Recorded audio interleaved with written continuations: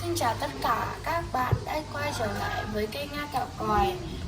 Hôm nay con xin viết một bài hát. Bài hát đó có tên là Tiếng Chuông và Ngọn Cờ.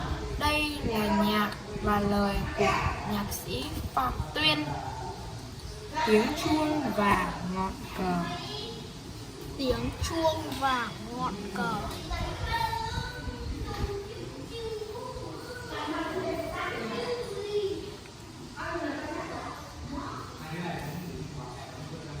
Tiếng chuông và ngọn cờ.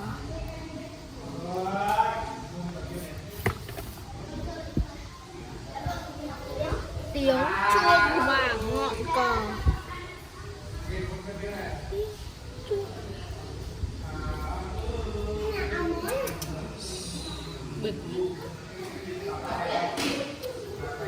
Tiếng chuông và ngọn cờ.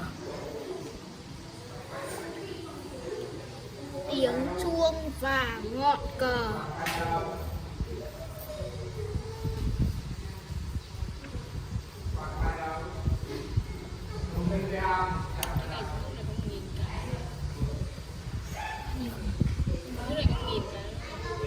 Nghìn á?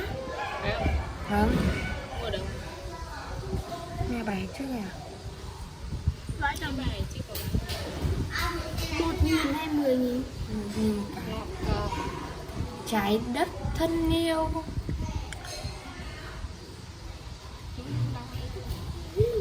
Trái đất thân yêu. Lòng chúng em xiết sao tự hào. Xiết bao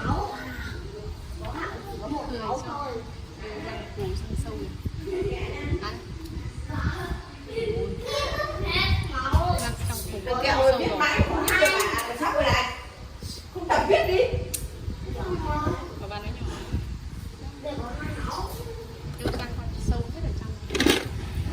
Trái đất thân yêu.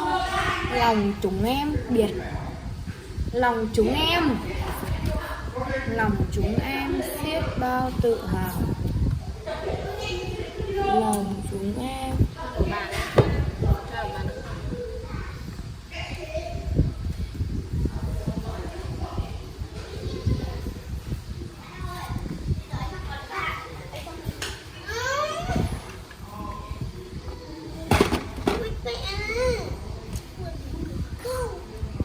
Lòng chúng em xiết bao tự hào.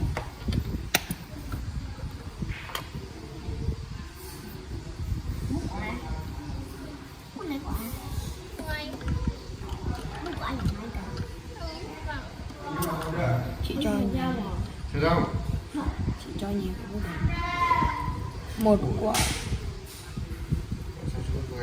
Một quả cầu đẹp tươi lung linh. Dũng viết đặt cái này.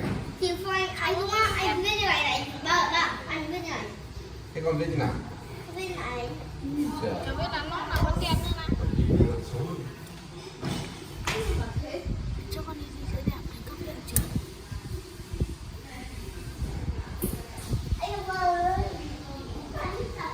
Đúng, học lớp 2.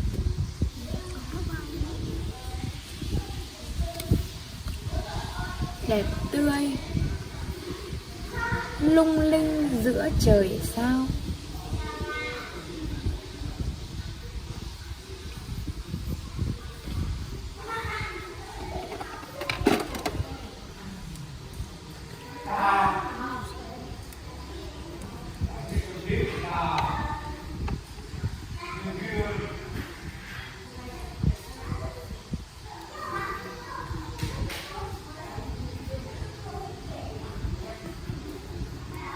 Lung linh giữa trời sao.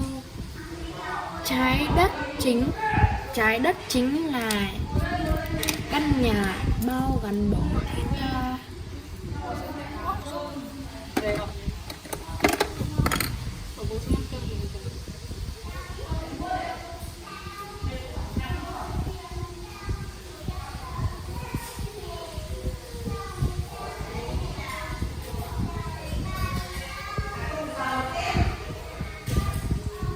căn nhà.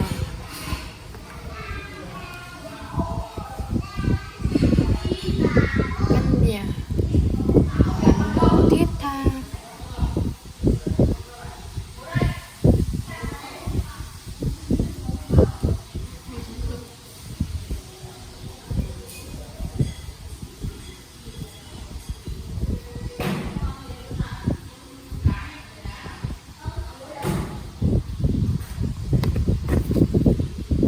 Và bạn nhỏ gần xa. Và bạn nhỏ gần xa.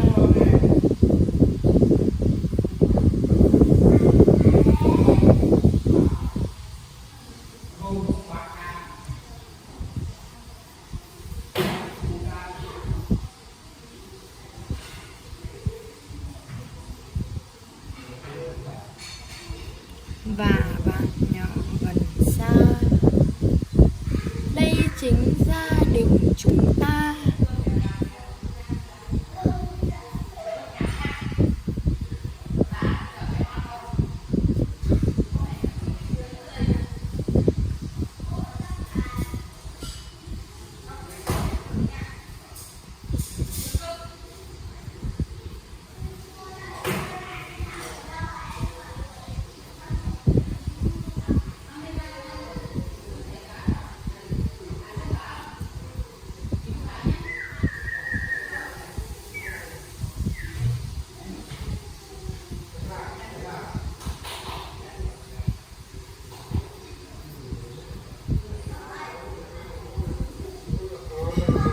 Thế giới quanh em bừng sáng lên mỗi sáng bình minh.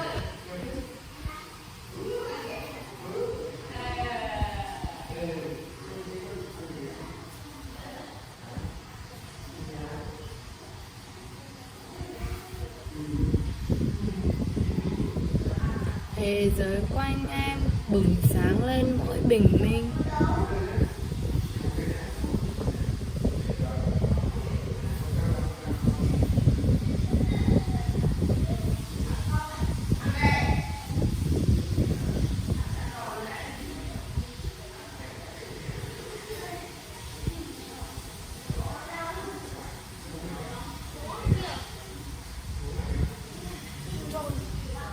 Bố ngồi kia, bố trên điện thoại.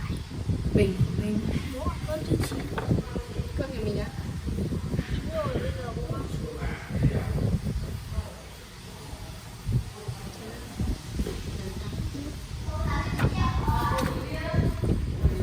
Bình minh. Bàn tay em điểm câu cho trái đất đẹp xinh.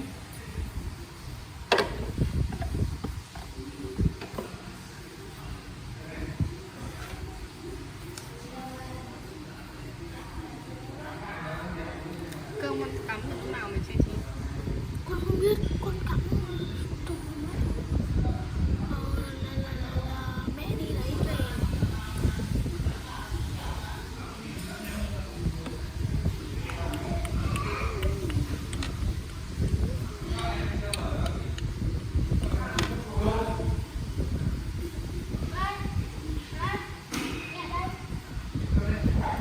Cái mì ơi.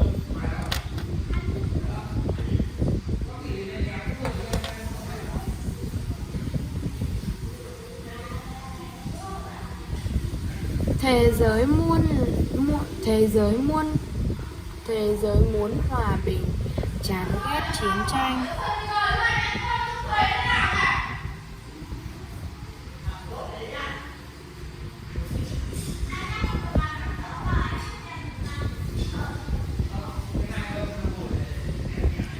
Thế giới muốn hòa bình.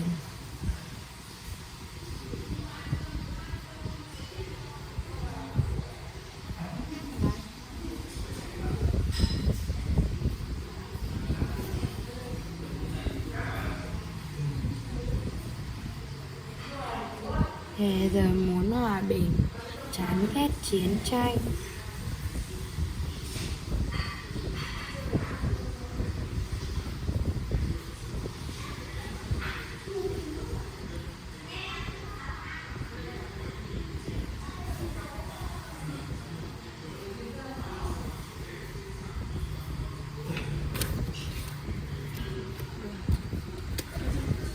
Vậy là con đã viết xong bài tiếng chuông và ngọn cờ.